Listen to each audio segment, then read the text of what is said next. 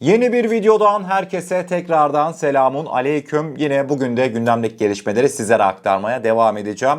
Öncelikle sesim birazcık değişik geliyor olabilir. Rahatsızdım. Şimdiden geçmiş olsun. Dilekleriniz için Allah razı olsun diyorum ve kıymetli dostlar, bugün ilk olarak Mehmet Demiroğlu, TUSAŞ Genel Müdürü, Milli Muharip Uçak Kaan ne durumda, ne zaman uçacak, Anka 3 ne durumda, bunların hepsine ilişkin çok önemli açıklamalarda bulunmuştu. Ben de şöyle dikkat çekici satır başlarını sizler için güzelce derledim. Onları ilk sizlerle paylaşacağım. Mehmet Demiroğlu'nun son Kaan açıklamalarından yola çıktığımızda daha önce 2028 sonu olarak hedeflenen ilk teslimat tarihi projede yaşanan olağan gecikmeler nedeniyle 2029 yılına revize edilmiş. TUSAŞ 2029 yılı itibariyle seri üretim aşamasını Milli Muharip Uçak Kaan'da tamamlayıp Türk Hava Kuvvetleri'ne ilk uçakları teslim etmeye başlayacakmış. Devamında Kaan'ın şu anki en güncel takvimini sizlerle paylaşacağım. 2026 yılında Allah nasip ederse prototip uçuşları başlayacak. Mevcut uçan prototip bileceğiniz üzere P0'dı. P0'ın dışında yeni uçuş prototiplerinin P1, P2, P3'lerin üretimi devam etmekteymiş. P1 prototipi Mayıs veya Haziran 2026 gibi Allah izin verirse uçacak. Nisan hedefi birazcık ötelenmiş. P2 ve P3 prototipleri ise 2026'nın sonu veya 2027'nin başında uçuş testlerine başlayacakmış. 2028 yılına geldiğimizde seri üretim faaliyetinin Kaan'da hız kazanması ve teslimat öncesi son aşamaya gelinmesi planlanıyor. Ayrıca 20 adetlik resmi siparişlerin de yakın bir zaman içerisinde alınması bekleniyor. 2029 yılına geldiğimizde kritik bir tarih, seri üretilen ilk uçağın yani Blok 10 paketinin Türk Hava Kuvvetleri'nin teslimatlarının başlayacağı yıl olacak. 2030 ve 2032 arasında ise Milli Muharip Uçak Kaan'da yerli ve milli motora geçiş yapacağız. İlk teslim edilecek 20 ile 40 uçak Blok 10 ve Blok 20 serileri ABD yapımı F-110 motorlu yani F-16 motorlarıyla teslim edilecek. Yerli ve milli motorun entegrasyonunun tamamlanması ve uçaklarda kullanılmaya başlanması için hedeflenen tarih ise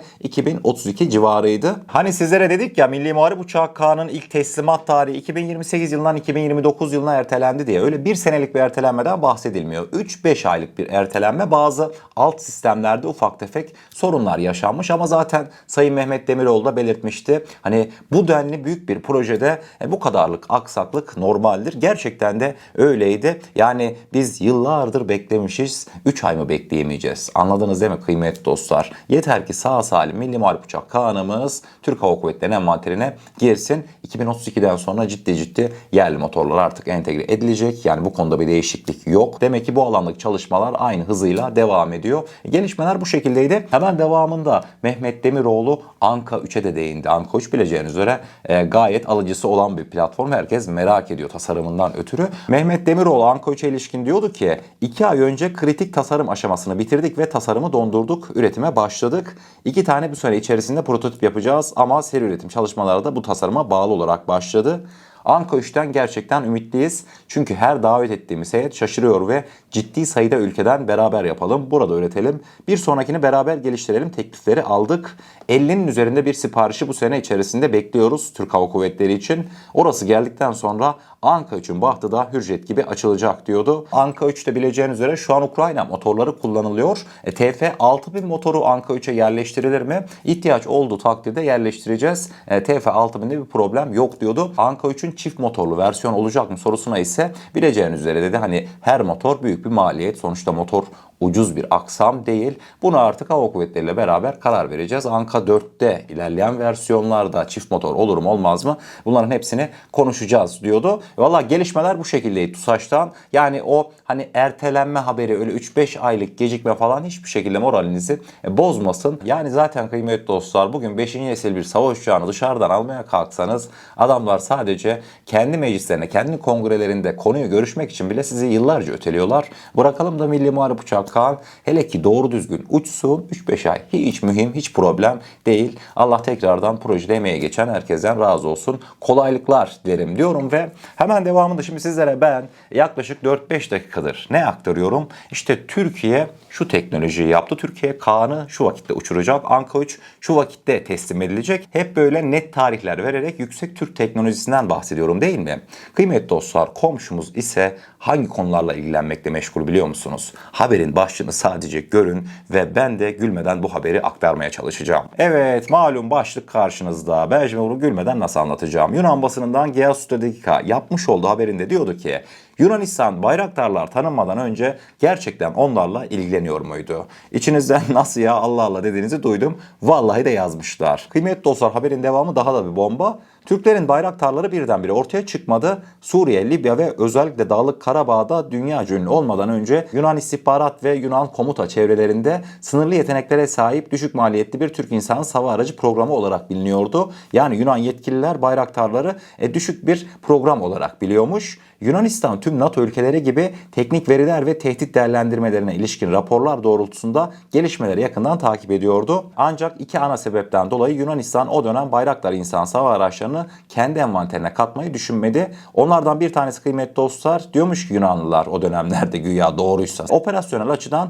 ilk Bayraktarlar Yunan doktrinine uymuyormuş, savaş doktrinine. Sınırlı hayatta kalma kabiliyeti, düşük hızları ve organize hava savunmalara karşı başarısızlıklarından dolayı o dönemde Yunan Hava Kuvvetleri Bayraktarları düşünmemiş. İkinci olarak da siyasi sebepler diyorlar. İşte sonuçta diyorlar Türklerin de bu sistemler, biz Türklerden niye alalım bunu demişler. Haberin son kısmında yani Yunanistan Bayraktarlar ünlü olmadan önce de onlardan haberdardı ama onları istemiyordu. Ünlü olduklarında ise sorunun Bayraktarlar değil, onlarla mücadele etme biçimi olduğunu anladı ve şimdi bununla başa çıkmak zorunda kalacak diye Yunan basını haberini sonlandırmıştı. Yok yani bu haberin hiçbir şekilde izahı, açıklaması yok yani. Sadece görün nasıl bir kafa yaşıyorlar. Ben sizlere teknolojilerden bahsediyorum. Şunu şu yılda yaptık, bunu bu yılda yapacağız. Bir şeyler yapıyoruz diyorum. Bunlar halen geçmişte takılı kalmışlar.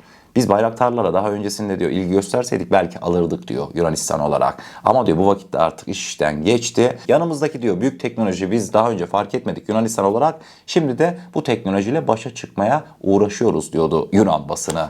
Garip bir kafaya. Yani bunlara kalsak MIT'de Sayın Selçuk Bayraktar'ın hocası vardı Yunan profesör. Hatta bu dediklerine göre insansız hava aracı işlerini falan Yunan profesör öğretmişti Selçuk Bayraktar'a. Bunlar bir roman yazmışlar ve devamında da tüm Yunan halkını bu romanı okumaya davet ediyorlar. Garip bir kafa. Yine Yunan basınından ayrılmıyoruz. Bu kez de bir tane İsrail uzman çıkmış Yunanlara demiş ki Türkler Suriye'deki işleri hallettikten sonra sıra Ege'ye gelecek. Adalar Denizi'ne gelecek. İşiniz zor demiş. Ve Yunanlılar da görmüş olduğunuz başlığı atmış. Uyarı İsrail'den bomba etkisi yaratacak açıklama. Türkler Kürtlerle işlerini bitirdikten sonra Yunanistan'a ve Doğu Akdeniz'e yönelecekler. Çatışma saati geri sayıyor mu diyordu Yunan basını. Burada tabii Kürtler diye kastettikleri terör örgütü YPG PKK unsurlarıydı. Haberin detaylarında işte bugün Suriye'de Türkler istediklerini elde ederlerse Suriye'de terör örgütü YPG PKK'yı tamamıyla bitirirlerse Türkiye'yi bundan sonra kimse durduramayacak. Çünkü Türkler daha az kısıtlanmış ve zamanın kendi lehine işlediğine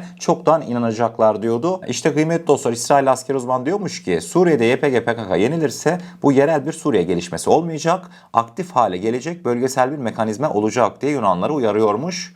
Türkiye bir cephe açtığında Ankara'daki karar arama döngüleri daha hızlı ve daha agresif hale geliyor. Güç uygulama yetenekleri Türklerin serbest kalıyor ve başka yerlere yöneliyorlar. İsrail analiste göre de başka yerlerden kasıt şu an Türkiye'nin halihazırda sınırları ve tepkileri test ettiği tüm alanları kapsıyormuş. İşte Doğu Akdeniz, Kıbrıs, Ege Denizi, Libya ve Somali'den bahsetmektelerdi. Gördüğünüzde mi Yunanistan acaba sıra bize gelir mi diye nasıl korkuyla, nasıl tutuşmuşlar? Yorumlarda görüşlerinizi belirtebilirsiniz diyorum ve bugün haberlerimizin sonuna gelmiş oluyoruz. Eğer kanalımıza ilk defa gelmekteyseniz kanalımıza abone olarak bizlere destek olabilirsiniz. Videomuzu da gerçekten beğenmişseniz aşağıda bulunan beğen butonuna basarsanız bizleri oldukça mutlu edersiniz. Kendinize çok iyi bakın. Allah'a emanet olun. Her şey istediğiniz gibi olsun. Sağlıcakla.